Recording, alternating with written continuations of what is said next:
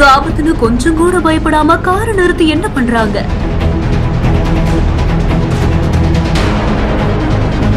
நொடி பொழுதில் ஆக்ரோஷமாக ஓடி வந்த காட்டு யானை